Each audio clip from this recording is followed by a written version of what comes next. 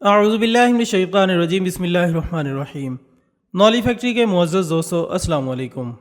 ناظرین اکرام، قیامت کے دن حضرت اسرافیل علیہ السلام سور پھونکیں گے اور حضرت عزرائیل علیہ السلام یعنی ملک الموت لوگوں کی روحیں قبض کریں گے۔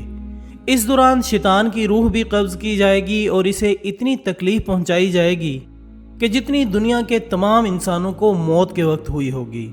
6 ماہ تک سور پھونکے جانے کے بعد دنیا کی ہر چیز ریزہ ریزہ ہو جائے گی، آسمان اور ستاروں کا نشان مٹ جائے گا، تمام انسان ہلاک ہو جائیں گے، فرشتے بھی مر جائیں گے، تو اس وقت صرف 8 چیزیں باقی رہیں گی۔ ان 8 چیزوں میں پہلی اللہ رب العزت کا عرش، دوسری اللہ تعالیٰ کی کرسی، تیسری لوح، چوتھی قلم، 5ویں جنت، 6ٹھی دوزخ، 7ویں سور اور 8ویں چیز جو باقی بچے گی وہ روحیں ہوں گی۔ لیکن روحوں کو بھی بے خودی ضرور ہوگی۔ شاہ رفیع الدین محدث دہلوی کے مطابق بعض علماء کرام کے نزدیک یہ 8 چیزیں بھی کچھ دیر کے لیے معدوم ہو جائیں گی اور صرف اللہ رب العزت کی ذات باقی رہے گی۔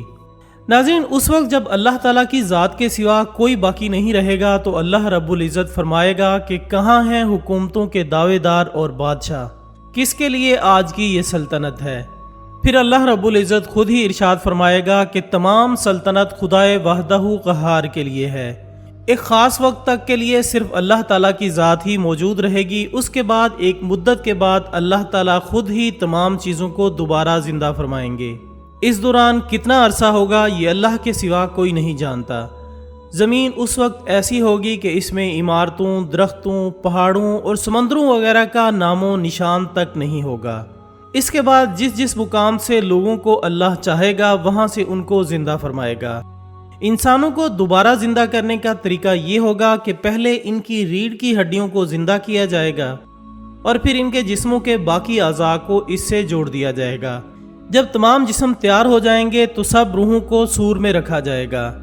اس کے بعد اللہ رب العزت ایک بار پھر حضرت اسرافیل علیہ السلام کو حکم دے گا کہ سور کو پوری طاقت کے ساتھ پھونکو۔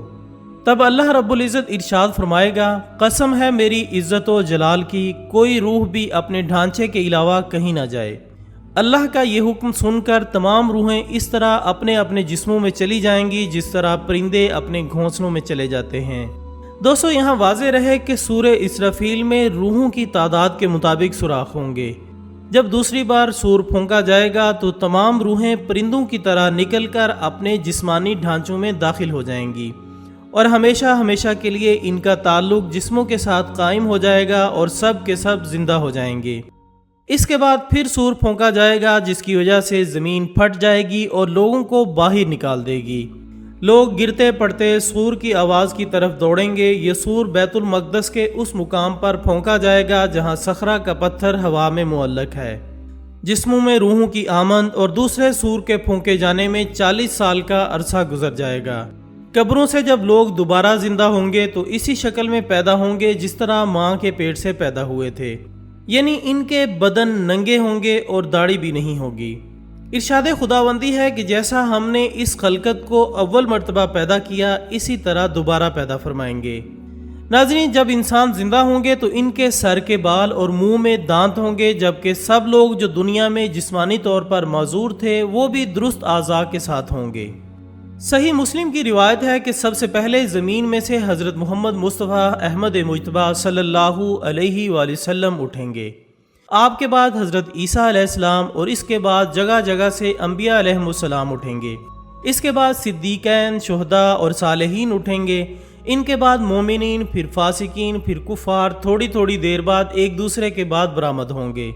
حضرت ابو بکر صدیق اور حضرت عمر فاروق رضی اللہ تعالی عنہما حضور صلی اللہ علیہ وآلہ وسلم اور حضرت عیسیٰ علیہ السلام کے درمیان میں ہوں گے۔ تمام نبیوں کی امتیں اپنے نبیوں کے پاس جمع ہو جائیں گے۔ خوف اور دہشت کی وجہ سے سب کی آنکھیں آسمان پر لگی ہوں گی۔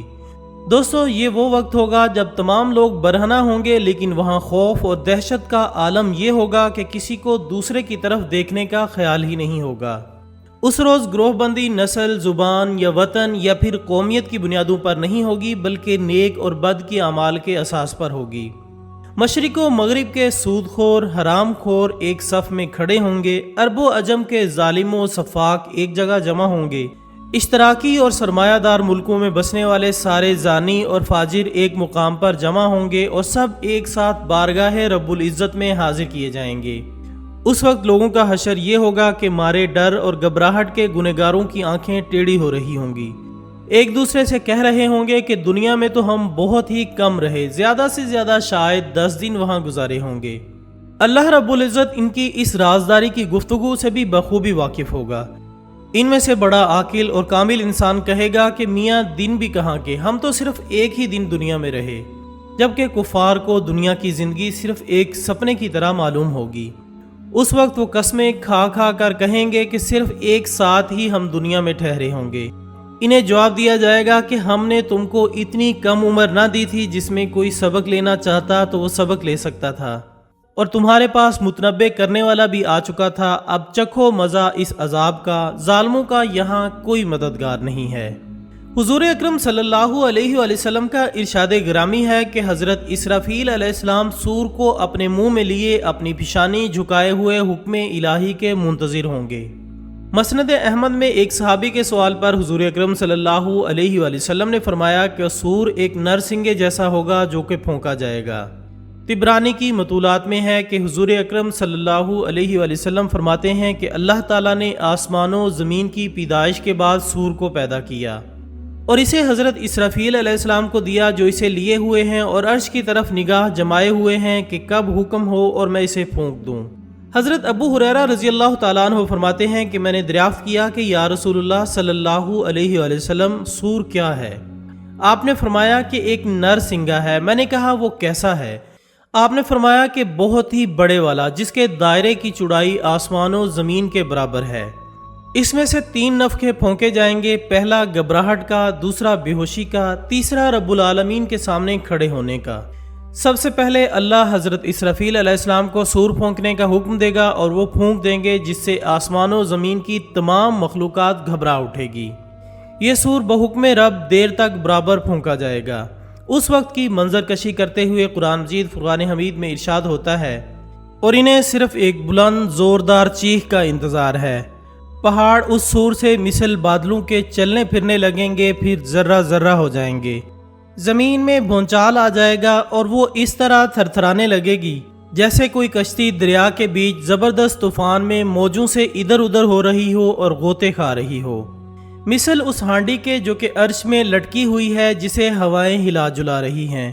اس دن زمین جنبش میں آ جائے گی اور بہت ہی ہلنے لگے گی، دل دھڑکنے لگیں گے اور کلیجے الٹنے لگیں گے، لوگ ادھر ادھر گرنے لگیں گے، مائیں اپنے دودھ پیتے بچوں کو بھی بھول جائیں گی، حاملہ عورتوں کے حمل گر جائیں گے، بچے بوڑھے ہو جائیں گے، شیاطین مارے گھبراہٹ اور پریشانی کے بھاگتے بھاگتے زمین کے کناروں پر آ جائیں گے، یہاں سے فرشتے انہیں مار مار کر ہٹائیں گے، لوگ پریشان حال حواس باختہ ہوں گے، کوئی جائے پناہ نظر نہ آئے گی، امر الہی سے بچاؤ نہ ہو سکے گا، ایک دوسرے کو آوازیں دیں گے لیکن سب اپنی اپنی مصیبت میں پڑے ہوں گے، پھر زمین پھٹنا شروع ہوگی، کہیں ادھر سے پھٹی کہیں ادھر سے پھٹی، اس کے بعد حالت مزید ابتر ہوتی چلی جائے گی، کلیجہ کپ کپانے لگے گا، دل الٹ جائے گا اور اتنا صدمہ اور غم ہوگا جس کا اندازہ نہیں ہو سکتا۔